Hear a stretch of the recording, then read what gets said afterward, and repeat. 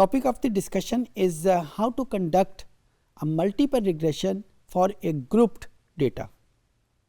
जी, तो इस मॉड्यूल में हम डिस्कस करेंगे कि हम रिग्रेशन एनालिसिस को कंप्लीट डेटे की बजाय उसके सबसेट के ऊपर कैसे रन करेंगे। यहाँ पे दो केसेस हो सकते हैं कि मेरे पास लेट से एक कंप्लीट डेटा सेट है, मैंने उसको मेल और फीमेल के लिहाज से ग्रुप कर लिया। तो मेरे पास ये रिक्वायरमेंट भी हो सकती है कि मैंने रिग्रेशन रन करना है सिर्फ मेल के लिए या सिर्फ फीमेल के लिए, या ये रिक्वायरमेंट भी हो सकती है कि मैंने मेल और फीमेल दोनों के लिए रन करना है लेकिन अलहदा। सो इन दोनों केसेस को इस मॉड्यूल में हम डिस्कस करते हैं और ये दोनों केसेस ही हमारी रिक्वायरमेंट हो सकते हैं। दो तरीके हैं इसको करने के, हम बारी बारी दोनों तरीकों को डिस्कस कर लेते हैं। अगर आप स्क्रीन के ऊपर देखें तो एक रिग्रेशन एनालिसिस का इनपुट बॉक्स आपके सामने आपको नज़र आ रहा है और इसमें जो डेटाबेस मैं यूज़ कर रहा हूँ वो कस्टमर डीबेस की डेटा फाइल है। डिपेंडेंट वेरिएबल के तौर के ऊपर मैंने क्रेडिट कार्ड डेट को लिया है और इंडिपेंडेंट वेरिएबल के तौर के ऊपर मैंने 3 वेरिएबल सेलेक्ट किए हैं। इनकम है, एक्सपीरियंस है और उसके बाद उसकी एजुकेशन है।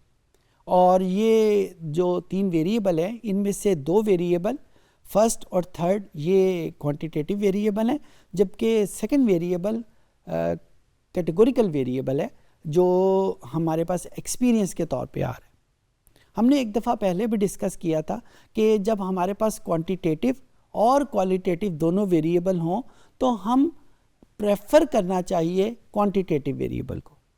यहाँ पे मेरे पास एक्सपीरियंस के तौर पे क्वांटिटेटिव वेरिएबल भी मौजूद है। अगर यहाँ पे लिस्ट में देखूँ तो मेरे पास यहाँ पे ये एक क्वांटिटेटिव वेरिएबल एम्प्लॉयमेंट का मौजूद है, लेकिन मैंने सिर्फ आपको बताने के लिए एग्जाम्पल के तौर के ऊपर जानबूझ के यहाँ पे कैटेगोरिकल वेरिएबल सेलेक्ट किया है कि this is very much possible in regression कि यहाँ पे तो चलो मौजूद है, लेकिन अगर किसी केस में आपके पास ये दोनों वेरिएबल क्वांटिटेटिव और कैटेगोरिकल दोनों मौजूद ना हो बल्कि सिर्फ कैटेगोरिकल मौजूद हो तो उसके साथ भी रिग्रेशन रन किया जा सकता है। यानी रिग्रेशन एनालिसिस में इंडिपेंडेंट वेरिएबल की टाइप कुछ भी हो हम उसको स्टडी कर सकते हैं। हाँ, जो इम्पॉर्टेंट बात है कि डिपेंडेंट वेरिएबल की टाइप लाजमी तौर के ऊपर क्वांटिटेटिव होनी चाहिए।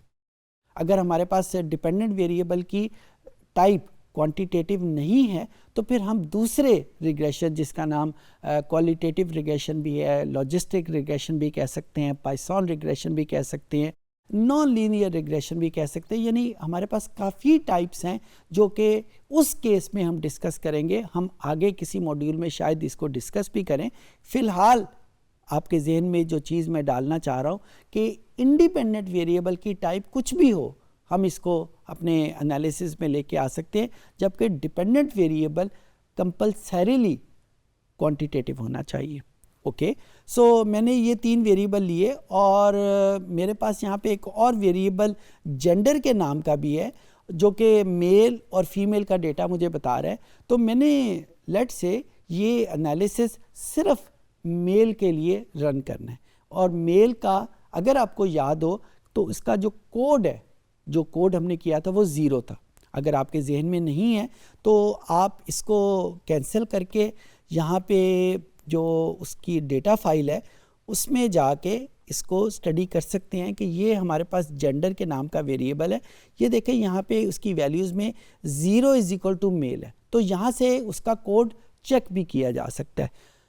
ओके, अब हम जब यहाँ पे दोबारा आएंगे एनालाइज रिग्रेशन लीनियर और यहाँ पे इस जेंडर के वेरिएबल को अगर आप यहाँ पे गौर से देखें तो एक विंडो मुझे सिलेक्शन वेरिएबल के नाम की मिल रही है।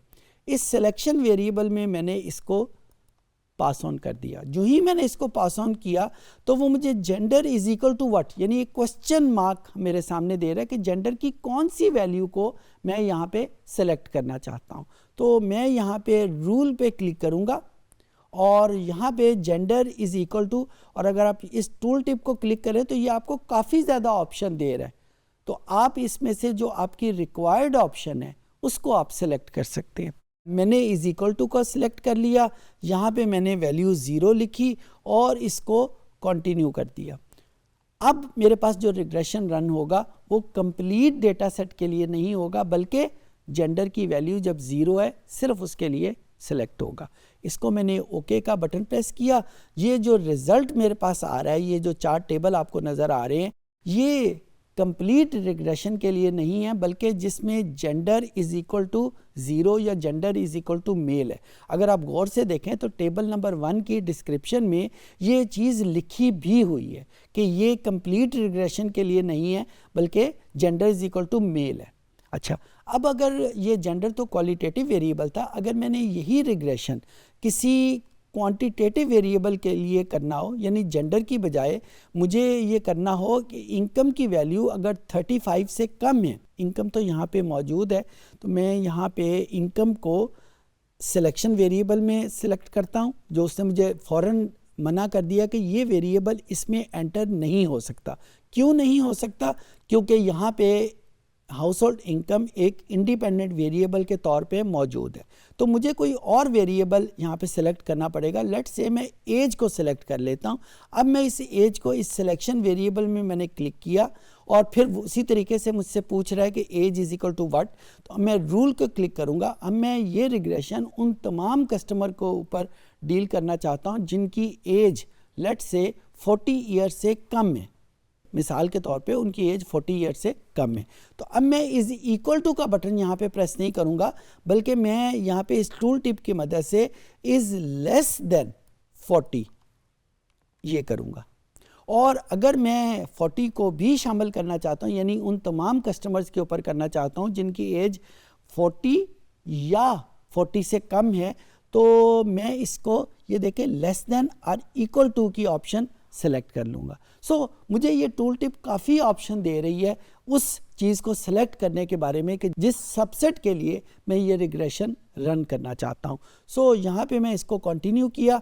अब मेरे पास ये इक्वेशन आ गई कि ये डिपेंडेंट वेरिएबल है, ये 3 इंडिपेंडेंट वेरिएबल हैं, और ये रिग्रेशन जो है वो कंप्लीट के ऊपर रन नहीं होगा, बल्कि एक सबसेट के ऊपर रन होगा। इसको ओके किया। अब हमारे पास जो आंसर आएंगे वो सारे के सारे उस सबसेट के बारे में होंगे जो 40 से कम है, और इस चीज़ की डिस्क्रिप्शन यहाँ पे टेबल नंबर 1 में लिखी भी हुई है। अच्छा, आपको मैंने स्टार्ट में बताया था कि इस चीज़ को करने के 2 तरीके हैं। दूसरा तरीका आम है जो हम पहले भी सीख चुके हुए हैं कि सबसे पहले हमने डेटा में जाके इसको स्प्लिट किया। स्प्लिट लेट से मैंने जेंडर के हिसाब से कर लिया और इसको इधर शिफ्ट कर लिया। अब मेरे पास जो रिग्रेशन होगा वो दोनों के लिए अलहदा अलहदा आ जाएगा। अब मुझे इस सिलेक्शन वेरिएबल की ज़रूरत नहीं है, क्योंकि मैंने स्प्लिट वेरिएबल ऑलरेडी परफॉर्म कर ली है, तो मुझे इस सिलेक्शन वेरिएबल की ज़रूरत नहीं है। जिस तरह मैंने आपको बताया ना कि 2 अलहदा तरीके हैं, ये जो सिलेक्शन वेरिएबल वाला तरीका ये एक तरीका है, लिहाजा जब हम दूसरे तरीके को इस्तेमाल करेंगे तो इसको तो यूज़ करने की ज़रूरत हमें नहीं है। अब जब मैं ओके करूँगा तो अब आप गौर से देखें, जितने भी टेबल हमारे पास आ रहे हैं वो मेल के लिए अलहदा हैं, फीमेल के लिए अलहदा हैं। टेबल वही 4 है, लेकिन हर टेबल को स्प्लिट किया हुआ है उसके 2 सब क्लासेस में। तो इस तरीके से हम एक ग्रुप डेटे के ऊपर मल्टीपल रिग्रेशन या इवन सिंपल रिग्रेशन भी हो तो वो कर सकते हैं। I hope I could make my self understood.